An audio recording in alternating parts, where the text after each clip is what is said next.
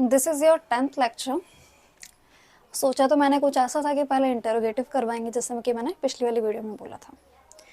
But जब मैं interrogative का कंटेंट रेडी कर रही थी तो उसमें मुझे पता चला कि ऑब्वियसली मैं एक सेंटेंस के थ्रू आपको बता पाऊंगी, है ना। मैं कोई क्वेश्चन वाला एक सेंटेंस लिखूंगी तभी तो बता पाऊंगी कि देखो ये वाला वर्ड है, इसको ऐसे यूज़ करते हैं, इसको ये कहते हैं। और सेंटेंस के अंदर आर्टिकल का यूज़ ना हो ऐसा पॉसिबल नहीं है।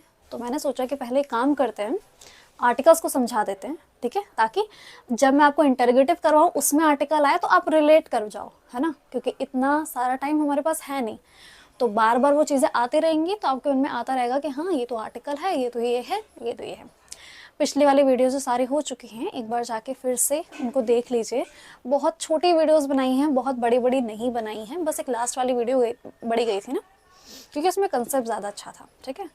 अगर आपने वो कंप्लीट देखी होगी तो थोड़ा बहुत आपके अंदर कॉन्फिडेंस ज़रूर आया होगा कि हाँ स्पेनिश बन पा रही है, थोड़ी बहुत चीज़ें समझ पा रही हैं और इंग्लिश से बहुत ज़्यादा वो रिलेट कर पा रही है। चलो शुरुआत करते हैं। सबसे पहले आर्टिकल्स। अच्छा, आपको ये तो पता होगा कि आर्टिकल्स होते क्या हैं, है ना। ए एन दा, है ना। अगर हम इंग्लिश में बात करें तो ए एन दा होते हैं, ठीक है। बट एक चीज़ और सोचिए आप, क्या डायरेक्टली इंग्लिश वाले ही उसमें यूज़ होंगे स्पेनिश में, या कुछ डिफरेंस भी होगा? तो वो डिफरेंस ये भी हम जानने वाले हैं। एक चीज़ और जान लीजिए, हम आर्टिकल्स का यूज़ कब करते हैं। अब आप कहोगे देखो ए और एन का यूज़ तो तब करते जब हमें बताना हो कि मेरे पास एक एप्पल है, या फिर एक, तो मैं ए एन का यूज़ कर लूँगी, है ना। अगर ए तब यूज़ करूँगी जब वहाँ पे कॉन्सोनेंट साउंड होगा, और एन तब यूज़ करूँगी जब वहाँ पे वोवल साउंड होगा, है ना। यही होता है। बट ऐसा नहीं है बच्चे। अगर आपने इंग्लिश को बहुत अच्छे तरीके से करा है, या कभी भी आपने इंग्लिश को बहुत ज़्यादा अच्छे मतलब कॉम्पिटिटिव के लिए भी तैयारी की होगी, तो आपको पता होगा कि जो आर्टिकल होता है, आर्टिकल तब यूज़ किया जाता है जब भी नाउन आता है।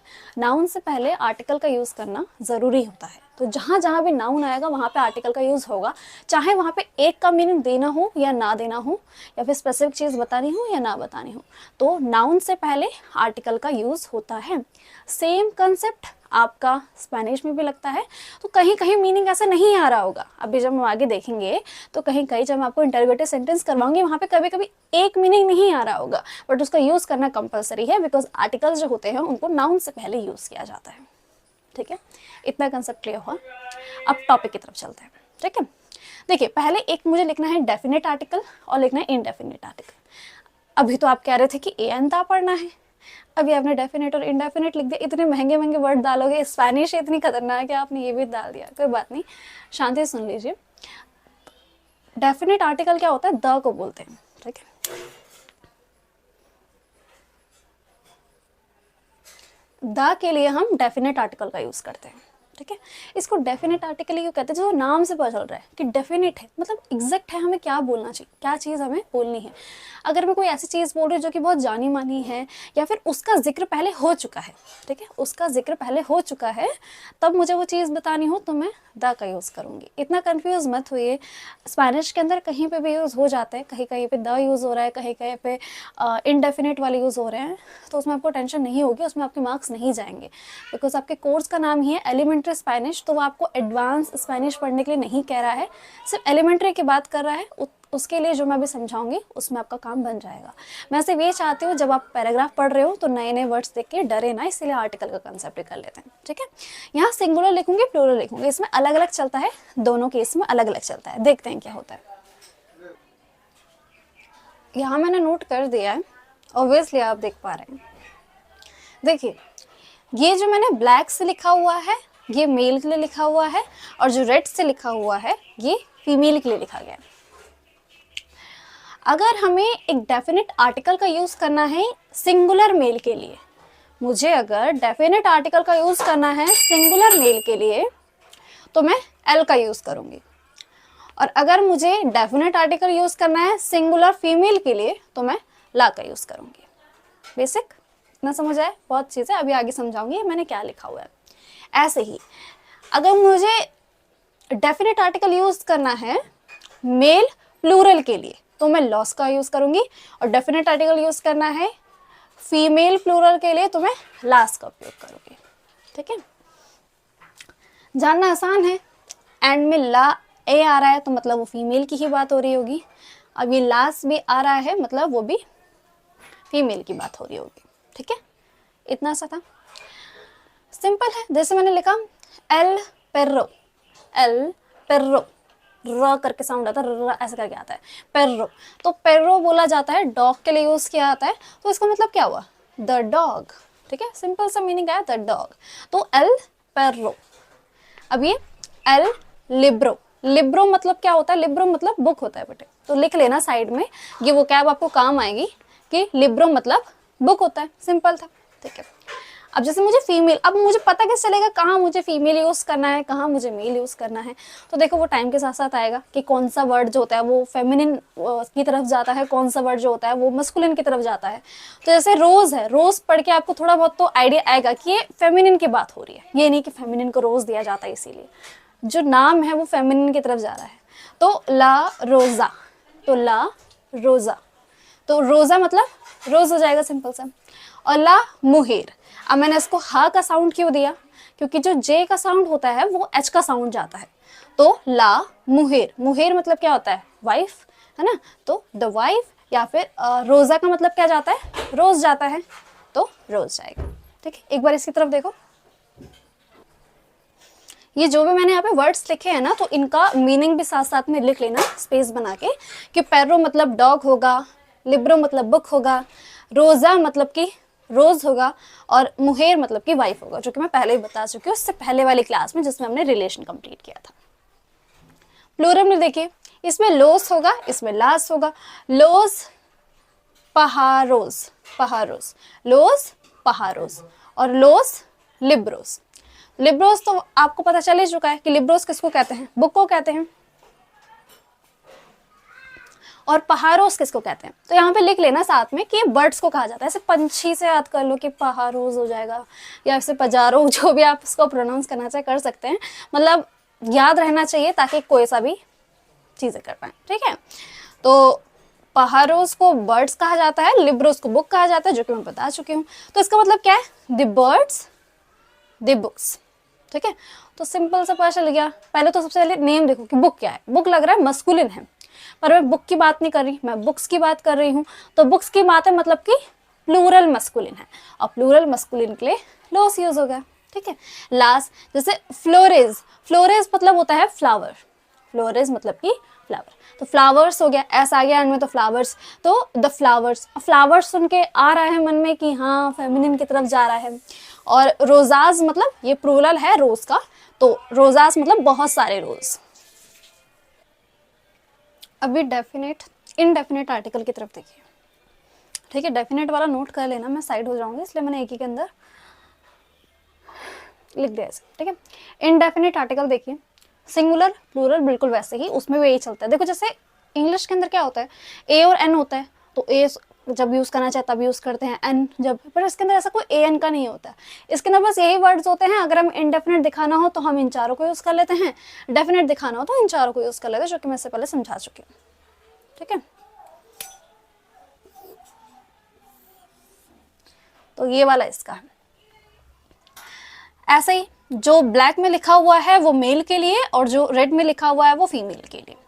अगर मुझे इनडेफिनेट आर्टिकल यूज करना है, इनडेफिनेट का मतलब कि कोई स्पेशल नहीं है, कोई स्पेसिफिक चीज को नहीं बता रही हूँ, तो तब हमें उसका यूज करना हो तो उनका यूज होगा।